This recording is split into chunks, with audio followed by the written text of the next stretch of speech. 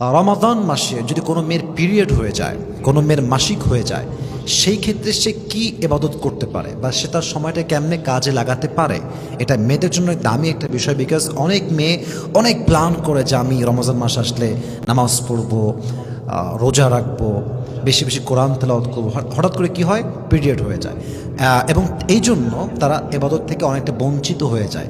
তো তারা এই অবস্থায় কি কি ইবাদত করতে পারে, আমি কিছুটা টিপস ইসলাম থেকে, কোরআন থেকে, হাদিস থেকে দেওয়ার ট্রাই করবো। রাজি আছেন ইনশাআল্লাহ? দেখুন, প্রথম বিষয় মাথায় রাখতে হবে, এই যে পিরিয়ডটা নারীদের হয় এটা হচ্ছে গড গিফটেড থিং, এটা আল্লাহর পক্ষ থেকে আসছে।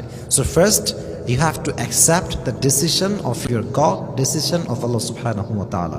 আল্লাহ যা করেছেন, there is must be some খায়র, এখানে অবশ্যই কোনো কোনো একটা কল্যাণ অবশ্যই আছে, এটা মুমিনের বিশ্বাস। অতএব প্রথমে আপনাকে মাথায় রাখতে হবে যে আমি আল্লাহর কোনো বিধানে নারাজ হয়ে যাব না, আল্লাহর কোনো বিধানে আমি অসন্তুষ্ট হয়ে যাব না। আল্লাহকে বলবো, আল্লাহ তুমি কি আর দিন পাইলা না, আমাকে এই দিনে এটা দিতে হলো না, এটা মুমিনের গুণ নয়। মুমিন বলবে, আল্লাহ তুমি যা দিয়েছো আমি তাতেই খুশি। সুবহানাল্লাহ পড়েন আপনারা।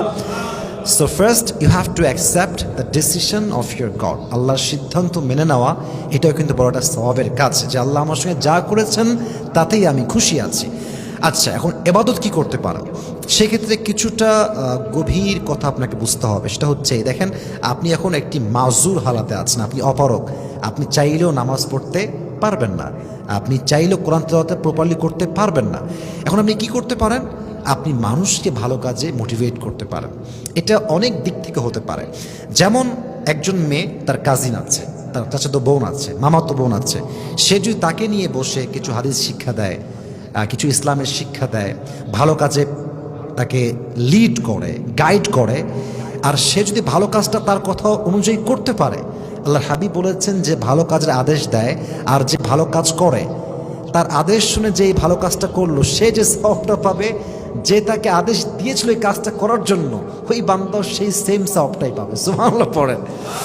এই জন্য আপনি যদি পিরিয়ড অবস্থায় থাকেন, আপনি দাওয়াতের কাজ করেন। এটা ফেসবুকে হতে পারে, এটা অফলাইনে হতে পারে, এটা সোশ্যাল মিডিয়া হতে পারে, যে কোনো প্ল্যাটফর্মে ভালো কাজ করার ট্রাই করেন দাওয়াতের মাধ্যমে, 1 নাম্বার। 2 নাম্বার, আপনি বেশি বেশি জিকির আজকার পাঠ করেন, সুবহানাল্লাহ, আলহামদুলিল্লাহ, লা ইলাহা ইল্লাল্লাহ, আল্লাহু আকবার। এটা হচ্ছে আফদালুয যিকর, আলা বিযিকরিল্লাহি তাতমাইন্নুল কুলুব। জিকিরই হচ্ছে পৃথিবীতে এমন শ্রেষ্ঠ একটি ইবাদত, যেটা বান্দার হৃদয়টাকে প্রশান্ত করে দেয়, একদম শান্ত করে দেয়। এই জন্য ট্রাই করবেন বেশি বেশি জিকির করবার জন্য, এখানে কোনো রকম কোনো সমস্যা নেই। পাশাপাশি আরেকটা বিষয় মাথায় রাখতে হবে আমার বন্ধুদের জন্য, সেটা হচ্ছে এই যে আপনার পিরিয়ড হয়ে গিয়েছে, এই অবস্থায় আপনি জিকিরের পাশাপাশি মাঝে মাঝে দুরূদ শরীফও পাঠ করতে পারেন। দুরূদ শরীফ পাঠ করবেন, সংক্ষেপে হতে পারে, আপনি পড়তে পারেন সাল্লাল্লাহু আলাইহি ওয়াসাল্লাম, অথবা আপনি দুরূদ ইব্রাহিম পড়তে পারেন, আল্লাহুম্মা সাল্লি আলা মুহাম্মদ ওয়া আলা আলি মুহাম্মদ কামা সাল্লাইতা আলা ইব্রাহিম ওয়া আলা আলি ইব্রাহিম ইন্নাকা হামিদুম মাজিদ। দুরূদ শরীফ পড়েন, জিকির আজকার করেন, পাশাপাশি মানুষকে আপনি দিনের দাওয়াত দেন, এবং সবচাইতে গুরুত্বপূর্ণ বিষয়, ডু সামথিং ডিফারেন্ট, একটু ভিন্ন কাজ করেন। যেমন কি করতে পারেন, আপনি আপনি আত্মীয়তার হক আদায় করতে পারেন। কেমনে? আপনার আত্মীয় গরিব আছে, আপনি যাকাতের টাকার মাশাআল্লাহ আপনার কাছে আছে, আপনি দান করে দেন। আপনার আত্মীয় সে বহুদিন কথা হয় না, এটা ফোন কল দেন। মানে ট্রাই করেন ভালো কাজ যত যা হতে পারে, যেখানে অজু লাগে না, গোসল লাগে না, নরমালি যে কোনো সময় করা যায় কাজগুলো, এগুলো করার ট্রাই করেন। তাহলে কী হবে, আপনার রমজান মাসটা কাজে দিবে। আল্লাহ প্রত্যেকটা বোনকে এটা বোঝার তৌফিক দান করুন, সকলেই পড়া আমিন।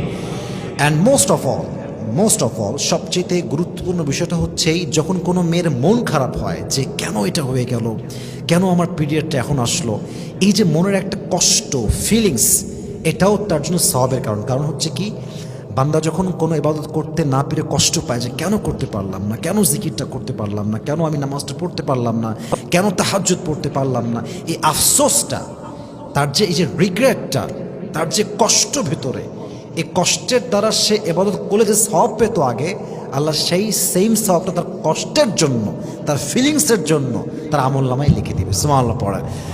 অতএব বোঝা গেল, আপনার যে ভিতরে কষ্ট লাগছে, এটাই হচ্ছে আপনার মুমিন হওয়ার সবচেয়ে বড় একটা পরিচয়। হাদিসে আসছে, ইদা সাররাতকা হাসানাতুকা ওয়া সাআতকা সাইয়্যাতুকা ফাআনতা মুমিন, when your good deeds makes you happy and bad deeds makes you sad, then you are the real মুত্তাকি। যখন বান্দার ভালো কাজ বান্দাকে খুশি দেয় তখন বান্দা মুত্তাকি হতে পারে, মুমিন হতে পারে।